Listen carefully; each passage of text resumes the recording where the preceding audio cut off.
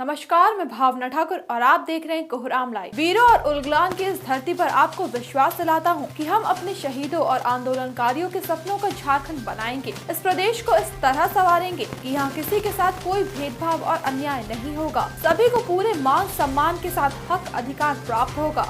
यह कहना है सीएम चंपई सोरेन का। मौका था साहेबगंज के बरहेट के भोगनाडीह में आयोजित अबुआ आवास योजना के अंतर्गत स्वीकृति पत्र वितरण समारोह का। कार्यक्रम में साहेबगंज, गोड्डा एवं पाकुड़ के 24,532 लाभुकों को स्वीकृति पत्र सौंपा गया। वहीं लाभुकों को डीबीटी के माध्यम से पहले किस्त की राशि के रूप में 73,59,60,000 रूपए ट्रांसफर किए गए।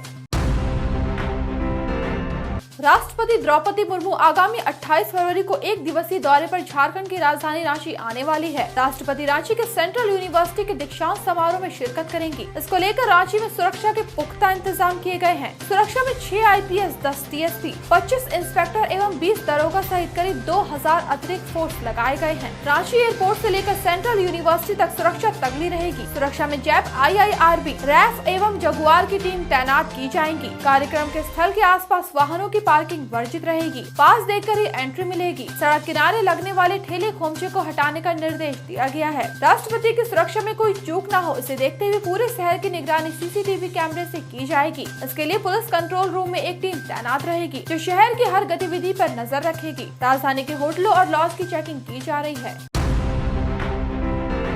लोहरदगा के बगड़ू थाना क्षेत्र में 2 नाबालिग लड़कियों के साथ गैंग रेप किया गया। नाबालिग अपनी 2 सहेलियों के साथ बीते शनिवार को अपनी एक सहेली के बर्थडे में शामिल होने कंडरा गांव गई थी। यह गांव सिन्हा थाना क्षेत्र में पड़ता है। देर शाम तीनों नाबालिग अपने घर लौट रही थी। इसमें से 2 नाबालिग बगड़ू थाना क्षेत्र में ही एक गाँव में अपनी जान पहचान के एक शख्स के घर रुक गयी। 2 नाबालिग जिस परिचित के घर ठहरी थी वहाँ देर रात 11 लोग पहुँचे और दोनों नाबालिगों के साथ सामूहिक दुष्कर्म किया। गैंग रेप के शिकार दोनों नाबालिग लड़की बगड़ू थाना पहुंची और पुलिस को अपनी आपबीती बताई। पुलिस ने फौरी कार्रवाई करते हुए 11 हैवानों को अरेस्ट कर लिया है। 70 लाख रुपए की अवैध लॉटरी के साथ पाकुड़ में 2 धंधेबाज फेकारुल शेख और हासिद अंसारी धरे गए। इनके पास से एक बाइक, कुछ अन्य दस्तावेज और कुछ रुपए मिले हैं। गिरफ्तार फेकारुल शेख और हासिद अंसारी मुफस्सिल थाना क्षेत्र के मनीरामपुर गांव के रहने वाले हैं। इस बात का खुलासा आज SDPO प्रदीप उरांव ने मीडिया के सामने किया। ये दोनों लॉटरीबाज मिली एक गुप्त सूचना पर धरे गए। ये दोनों एक बाइक से लॉटरी का टिकट लेकर कहीं जा रहे थे। रास्ते में विवेकानंद चौक के पास धरे गए। पूछताछ में दोनों ने पुलिस के सामने कई राज उगले हैं। भोरे भोर शौच के लिए बाहर निकले बुजुर्ग सानू मांझी को एक जंगली हाथी ने कुचल डाला। लगभग 64 साल के सानू मांझी ने मौके पर ही दम तोड़ दिया। यह दारुण दृश्य देख स्थानीय लोगों ने शोर मचाना शुरू कर दिया। शोर सुन जंगली हाथी जंगल की तरफ भाग गया। भागने के क्रम में जंगली हाथी ने मंजरी देवी और सुहानी हेमब्रह्म को लहूलुहान कर दिया। ये दोनों महिलाएं पानी लाने कुएं पर गई थी। बेदर्द जख्मी दोनों महिलाओं को TTPS हॉस्पिटल में भर्ती कराया गया। यह घटना बोकारो की गोमिया से सामने आई है। कुछ गाँव वालों का कहना था कि जंगली हाथी ने बीते कुछ दिनों से कहर ढा रखा है।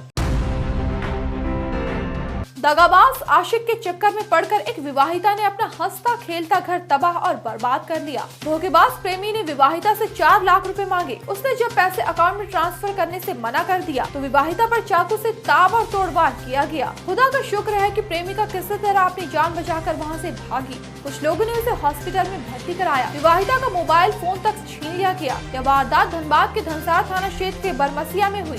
खबर है कि करीब 4 साल पहले सूरज कुमार यादव फेसबुक पर इस विवाहिता से जुड़ा था। दोनों की दोस्ती प्यार में बदल गई। दोनों चुपके चुपके से एक दूसरे से मिलते जुलते रहे। इल्जाम है कि सूरज की नजर विवाहिता के अकाउंट में रहे पैसों पर थी। उसने विवाहिता को मिलने के लिए बुलाया और उससे 4 लाख रुपए की डिमांड कर दी। इनकार करने पर महिला की हत्या करने की कोशिश की गई। महिला का पति केरल में पाइप लोडिंग का काम करता है।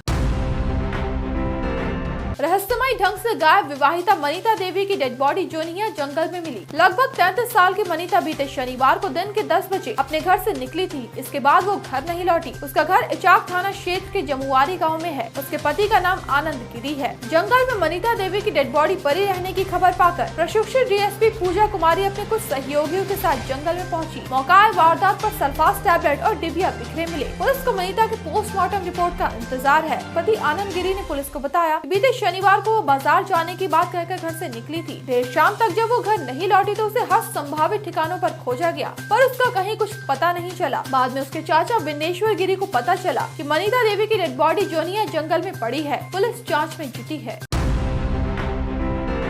राजधानी रांची के जीएस स्टेडियम में खेले जा रहे इंडिया वर्सेस इंग्लैंड में आज स्टेडियम इंडिया जीतेगा के शोर से गूंजता रहा। चौथे टेस्ट के तीसरे दिन भारत ने इंग्लैंड को आखिरी सत्र की दूसरी पारी में 145 रन पर सिमट दिया। रविचंद्रन अश्विन और कुलदीप यादव ने जबरदस्त बॉलिंग की। इंडिया की तरफ से अश्विन ने 5 विकेट तो कुलदीप ने 4 तो जडेजा ने 1 विकेट झटके। मैच जीतने के लिए टीम इंडिया को 192 रन का टारगेट मिला। टारगेट का पीछा करते हुए भारत ने बिना किसी विकेट के नुकसान पर 40 रन ठोक डाले। मैच के खत्म होने तक कैप्टन रोहित शर्मा और यशस्वी जायसवाल क्रीज पर बने हुए थे।